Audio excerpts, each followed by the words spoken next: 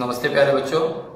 इस समय लॉकडाउन का पीरियड चल रहा है, लेकिन इस लॉकडाउन के पीरियड में भी आप लोगों को ऑनलाइन शिक्षा प्राप्त होते रहे, इसके लिए हमने आपके लिए कक्षा 10वीं के बीजगणित में कुछ वीडियो बनाए हैं जो मैं आपको वीडियो के माध्यम से सिखाऊंगा। तो अपेक्षा है कि आप लोग अच्छी तरह से घर पर ध्यान देंगे और सीखने की कोशिश करेंगे।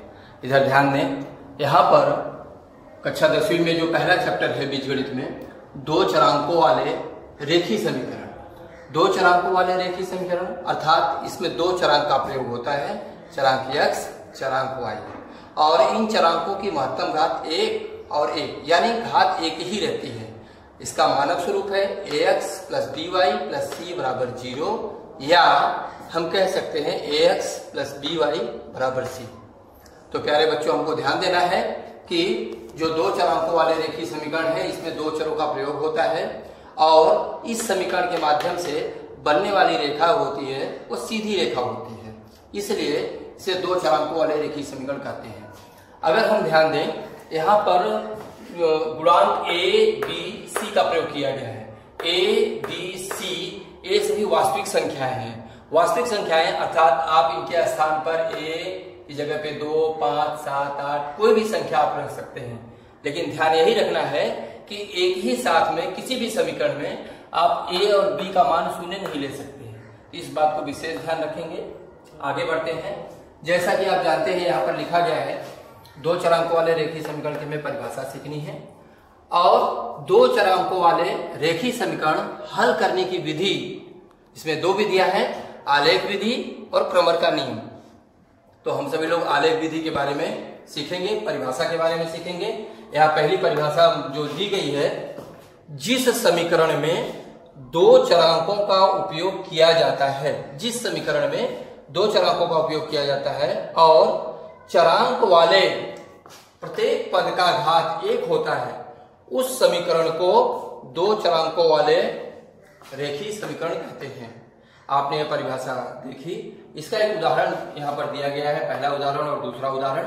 यहाँ आप देख रहे हैं जिस समीकरण में दो चरांकों का उपयोग किया जाता है, तो आप देख रहे हैं दो चरांक x और y का उपयोग किया गया है, और प्रत्येक पद का जो चरांक है उसकी घात 1 होती है, यानी यह सदैव एक ही रहती है, ना ही इससे कम और ना ही इससे ज्यादा।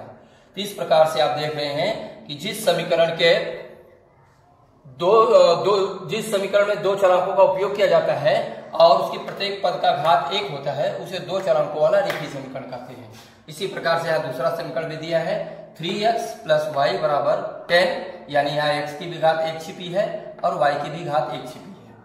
अब जैसा कि आप यहाँ देखें कि आपको विधि में दिया गया है कि हमें आलेख विधि से सवाल को हल करना है, तो इस आलेख विधि से सवाल को हल करने के लिए हमने यहाँ पर जो दो उदाहरण लिए हैं, इन्हीं दोनों उदाहरणों को सारणी के द्वारा हल करके यहाँ पे इनके निर्देशांक प्राप्त किए गए हैं।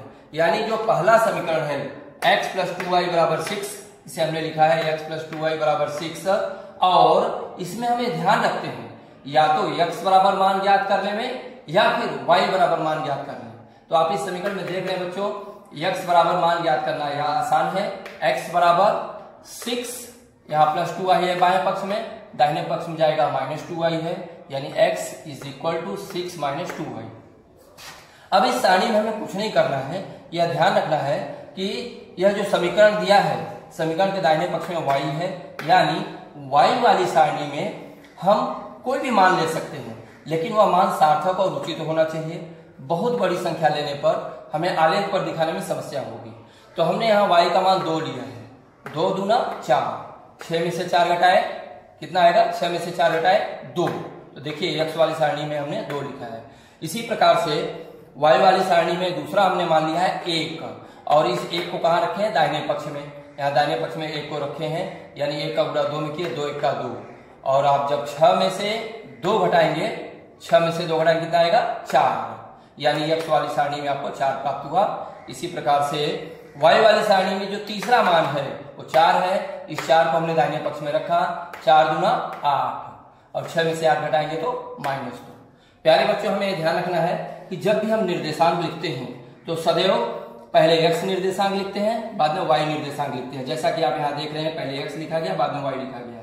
तो इसलिए हमें पहले x का निर्देशांक 2, फिर y का निर्देशांक 2। इसी प्रकार से अगली सारणी में 4 और 1 है, यानी पहला है जो x का निर्देशांक है और जो दूसरा है y का। तीसरे वाले में भी इसी प्रकार से पहला निर्देशांक है x का और दूसरा y का। यह जो हमें निर्देशांक प्राप्त हो गए, इन निर्देशांकों को हमें आलेख पर दिखाना है। अब जिस प्रकार से यहाँ पे हमने सारणी तैयार की है, उसी प्रकार से इस दूसरे समीकरण के लिए भी हमने सारणी तैयार की है। आप इसको देख सकते हैं, संक्षेप में देख सकते हैं कि मैंने y बराबर प्राप्त किया है और 10 में से 3x को घटाया तो 10 माइनस 3x। अब यहाँ पर x की जगह स्थान पे हमने 2 रखा तो 3 दूनी 6, 10 में से 6 घटाया कितना है 4। फिर वापस इस 3 को हमने x का स्थान पे रखा है, 3 त्रिका 9, 10 में से 9 घटा 1 का, और वापस इसी x की जगह पे हमने 4 रखा, 4 3 12, 10 में से 12 घटाए तो -2। और इसके निर्देशांक ठीक पहली वाली सारणी के प्रकार से लिखे, यानी 2 4 3 1 और 4 2, 4 -2, यानी पहले x का बाद में y का। इसको आप समझ गए हैं। अब इन निर्देशांकों को हमें आलेख पर दिखाना है। तो अभी आप देख रहे होंगे कि हमने यहाँ पर सारणी तैयार की और इस सारणी से जो हमें निर्देशांक प्राप्त हुए हैं, आप यहाँ देखिए निर्देशांक जो प्राप्त हुए हैं, इन निर्देशांकों को मैं आपको आलेख पर दाहिनी तरफ में दिखाने जा रहा हूँ। ध्यान से देखो बच्चों, यहाँ पर मुख्य 2 अक्ष हैं, यानी यह जो क्षैतिज अक्ष खींचा गया है इसे हम कहते हैं x अक्ष, और जो ऊर्ध्वाधर अक्ष खींचा गया है इसको हम कहते हैं y अक्ष। पिछली कक्षा में हम लोग सीखे हैं कि जब 2 अक्ष एक दूसरे को प्रतिच्छेदित करते हैं, यानी यह x अक्ष और y अक्ष एक दूसरे को प्रतिच्छेदित करते हैं, तो उनका जो प्रतिच्छेदन बिंदु होता है वो 0 0 होता है, यानी 0 0 होता है। और इन दोनों अक्षों के प्रतिच्छेदित करने के कारण 4 चतुर्थांश तैयार होते हैं, यानी पहला चतुर्थांश, इसमें जो भी निर्देशांक आते हैं उसको उनका चिन्ह प्लस प्लस होता है। द्वितीय चतुर्थांश जो भी निर्देशांक आते हैं उनका चिन्ह माइनस और प्लस होता है। इसी प्रकार से तृतीय चतुर्थांश यहाँ आप देख रहे हैं, यह जो चतुर्थांश है ये तृतीय चतुर्थांश है, इसके चिन्ह माइनस माइनस, और चतुर्थ चतुर्थांश में जब हम जाते हैं तो इसके चिन्ह प्लस और माइनस होते हैं। तो पिछली कक्षा में हमने सीखा है, केवल थोड़ा सा हम इसको रिवाइज किए हैं, इस पर हमें ध्यान देना है। तो पहला जो आप देख रहे हैं यहाँ पे, पहले वाले समीकरण के लिए हमने निर्देशांक प्राप्त किया है 2 और 2 हम प्राप्त किए हैं। प्यारे बच्चों देख सकते हो, हम स्केल की सहायता से भी आपको दिखा सकते हैं। यह अक्ष पर जाएंगे तो 2 चाहिए, देखो यहाँ 2 मिला है, और यहाँ से सीधे 90 डिग्री पे जाएंगे तो यहाँ से सीधे 90 डिग्री पे जाएंगे, और y अक्ष पर हमें 2 है, वहां से भी सीधे 90 डिग्री पे आएंगे। 2 रेखाएं एक दूसरे को काटेंगे। अगर आप इसे थोड़ा संक्षेप में देखें इस तरह से, तो यहाँ पे और यहाँ पर देखें तो ऐसे ऐसे रेखा जाएगी कुछ, यहाँ पर एक दूसरे को कट कर रहे हैं। उसी